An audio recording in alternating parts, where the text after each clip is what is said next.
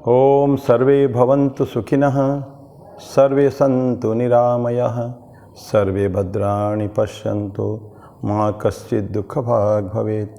ओम शांति शांति शांति।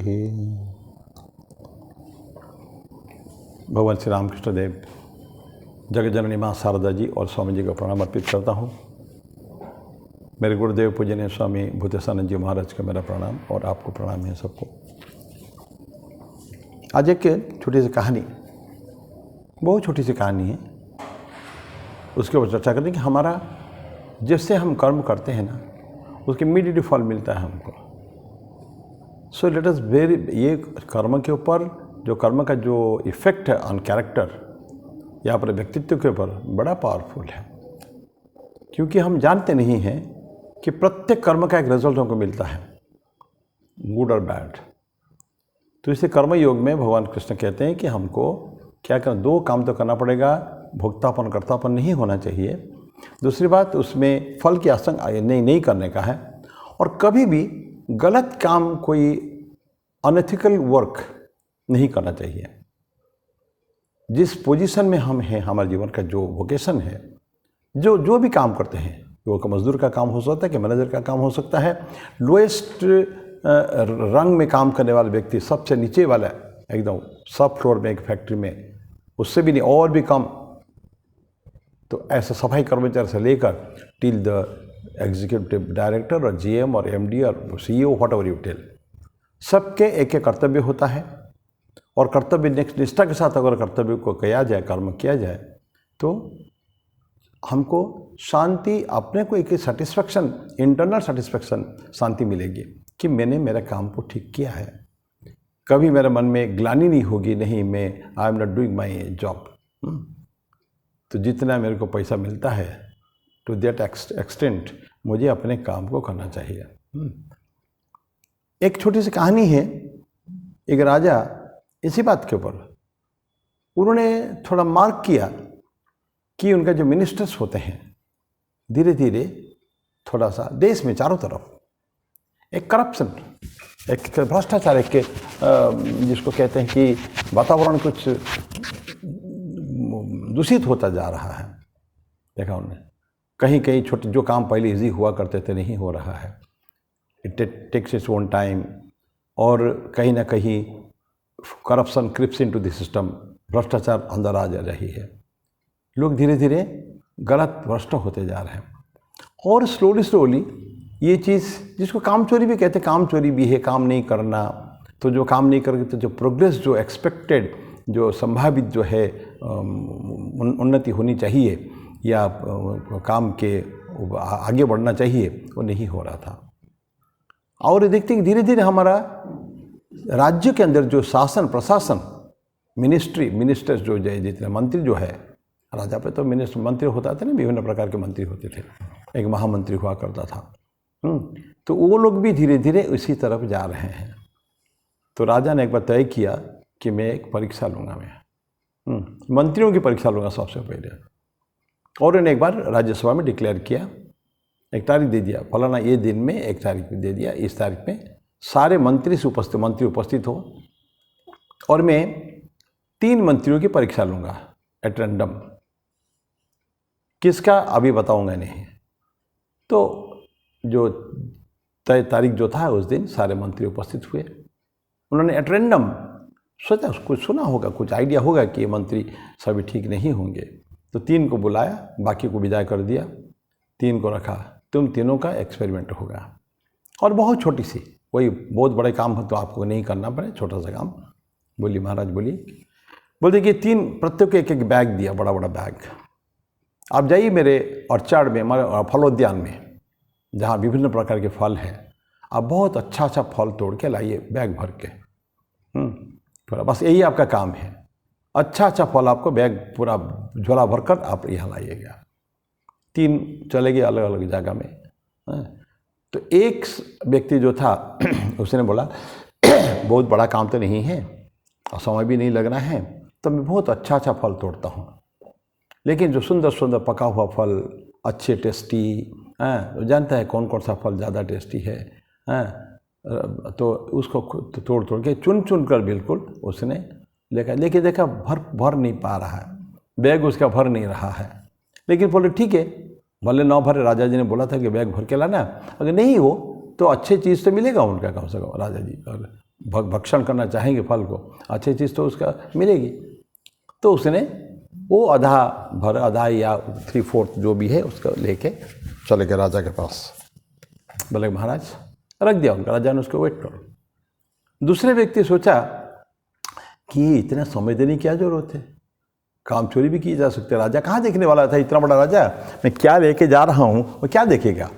तो क्या किया, सड़ा गला जो भी मिलता फटा बैग में ज़्यादातर भर लिया और ऊपर थोड़ा अच्छे फल रख दिया उसने। अपन पढ़े हैं ना, विषकुंभम पयोमुखम, हैं अंदर जहर खतरनाक चीज़ें हैं, ऊपर देखने के लिए अच्छा बाजार में मिलेगा। अब बाज़ार में जाइए टमाटर खरीदने के लिए या आलू खरीदने के लिए, आप बोरा थोक में खरीदेंगे ना जाके मार्केट में जहाँ ऑक्शन होता है, ऊपर देखिए इतना सुंदर बढ़िया आलू, बढ़िया टमाटर फर्स्ट क्लास। जहाँ बोरा खोलेंगे अंदर आपको खराब चीज़ भी मिलने लगेगा। एक ट्रे के अंदर 30-35 किलो का एक ट्रे टमाटर रहता है, उसके अंदर कम से कम आपका 20-25 किलो निकल जाएगा, छोटे कच्चा रहेंगे, लेकिन ऊपर बढ़िया दिखेगा। कहाँ आप देखने जाते हैं। तो ये सेकंड वाला जो मंत्री, उसने क्या किया, ज़्यादातर बैग भर दिया सड़े गले जो इमीडिएटली मिला, एक पैर पास गए उसने खराब भी है, खट्टा भी है, कच्चा भी है, भर दिया और ऊपर को बढ़िया फल रख दिया। बोले राजा देखेंगे ही नहीं इसमें, अब बैग भरा, ठीक है।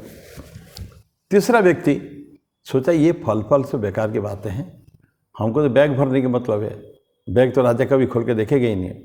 तो उसने फल रखा ही नहीं, कचरा ट्राश हैं और तो तरह की चीज़ें, घास फूस जो भी उसको हाथ में मिला दिखा, उसमें फल कुछ भी नहीं है, ऊपर खाली 2-4 रख दिया होगा।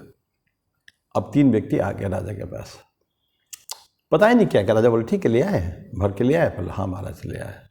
ठीक है, काम करो, अब से उनको बोला कि हम आपको बंद कर देते हैं जेल में, अभी प्रिजन में बंद कर देते हैं, और जो आप लाए हो वो बोरा लेके आप वहाँ चले जाओ, अगले 7 दिन तक आप रहोगे प्रिजन के अंदर, बाहर नहीं निकलोगे, बाहर से कुछ खाना पीना आपको नहीं मिलेगा, आप जो लाए हो फल, उसी फल के ऊपर आपको जीवन यापन करना है। आप दिमाग खराब है। पहला व्यक्ति बोलता है महाराज क्षमा करिएगा, मैं तो फल तो बढ़िया लाया हूँ, लेकिन समय मेरे को नहीं मिल पाया, अब तो भरा नहीं, तो आधा से ज़्यादा तो है। राजा बोले ठीक है, उसी को खाओ। तीनों को अंदर जाना है। सेकंड व्यक्ति बोलता है महाराज बहुत मैं दुखी हूँ, आपसे क्षमा चाहता हूँ, ज़्यादा तो इसमें सड़ा गला चीज़ें हैं और थोड़ा सा अच्छा फल है। राजा बोले उसको खाओ जाके। तीसरा व्यक्ति इसमें फल है ही नहीं। तीसरा व्यक्ति बोलता है वो तो मैंने इसी उठा के कचरा ले आया। राजा बोले कचरा खाओ। 7 दिन तक उनको बोला कि तुमको रहना पड़ेगा। तो उन्हें बहुत मेहनत की, क्षमा याचना की। राजा फिर मान गए और आगे कहानी नहीं बढ़ती है, लेकिन हो सकता है कि राजा जो अंतिम सेकंड और थर्ड व्यक्ति को राज्य से कोई भी सेंसिबल राजा जो रहेगा उनको नौकरी से निकाल देगा, क्योंकि काम चोरी का, भ्रष्टाचार का और अलालीपन का, लेजीनेस का, आलस्य का ये उदाहरण है। तो प्रश्न है कि लेकिन फर्स्ट जो आदमी था, कम से कम उस तो 7 दिन तो ना सही 4-5 दिन तो फल को खा के रह सकता था। बड़ा बैग था, खाली फल के ऊपर रह सकता था, वो कोई प्रॉब्लम नहीं था। तो कहानी छोटी सी है, लेकिन प्रश्न क्या है, मैं कैसे काम को करूं, किस तरह के काम को करूं। ठीक अगर ईमानदारी से मैं अपने काम को करता हूँ। स्वामी जी जो उदाहरण देते हैं ना, वो रियल वर्शिप वाले, इसमें बोलते कि 2 व्यक्ति रहते हैं, 2 माली, एक बहुत बड़ा जमींदार था, बड़े आदमी, उनका 2 माली रहते हैं। एक व्यक्ति बहुत मेहनती है, सारा दिन काम करके बहुत सुंदर सुंदर फल लाके प्रभु के सामने टोकरी से खुद लाके दे के चला जाएगा। कई भी एक बातचीत करने की आवश्यकता नहीं है, आप अपना काम कर लिया, सारा दिन मेहनत। दूसरा था वो बड़ा चापलूसी था, काम दाम करता नहीं था, महाकाम चोर था। वो आके प्रभु जी कैसे, आपका कितना सुंदर आदमी है, आपका नाक कितना सुंदर है, आपका आँखें कितना सुंदर है, ऐसे ही चापलूसी करता है। तो स्वामी जी पूछते हैं तो जो जमींदार है वो किससे ज़्यादा प्रभावी रहेगा, खुश रहेगा? डेफिनेटली पहले के ऊपर जो काम करता है। उसके ऊपर नहीं जो काम नहीं करता, चोरी करता है और खाली चापलूसी करता है। तो ये व्यक्ति, ये जो अभी जो कहानी हमने देखा कि जिस व्यक्ति ने फल लिया था, कुछ तो लिया था, so he will survive for some more time, ज़्यादा दिन तक रह सकता उसके ऊपर। बाकी दोनों तो कचरा खाए होंगे या नौकरी से निकाल गए होंगे। तो मैं और हम अपना इसको सीख क्या है, टेक अवे, जो क्या कहते हैं टेक अवे, इसमें क्या हम सीखना है, हम जिस फील्ड में हैं, जो काम है उसको ठीक ठीक करें, हम परफेक्टली करें, विथ परफेक्शन करें उनको। एक बहुत बड़े क्या सो पढ़ते हैं, सुंदर सुंदर बातें भूल जाते हैं। झाड़ू लगाने का, लेकिन झाड़ू लगाने गया जो इतना सुंदर झाड़ू लगाता है, तो उसका मालिक दिया, बोल के you are a best sweeper. बोले कि अगर देवदूत भी अगर वापस आ जाएं, स्वर्ग से आ जाएं, तो they will say here is a man who is sweeping, जो है उसने सड़क को फर्स्ट क्लास किया, बढ़िया सुंदर झाड़ू लगाया है। झाड़ू लगाना उसका काम है, ठीक है, गरीब आदमी है, निचले तबके के आदमी है, पर उसके काम को, जो काम उसका है, he has done it perfectly. हर व्यक्ति का समाज में इम्पोर्टेंस है, महत्व तो सभी का है।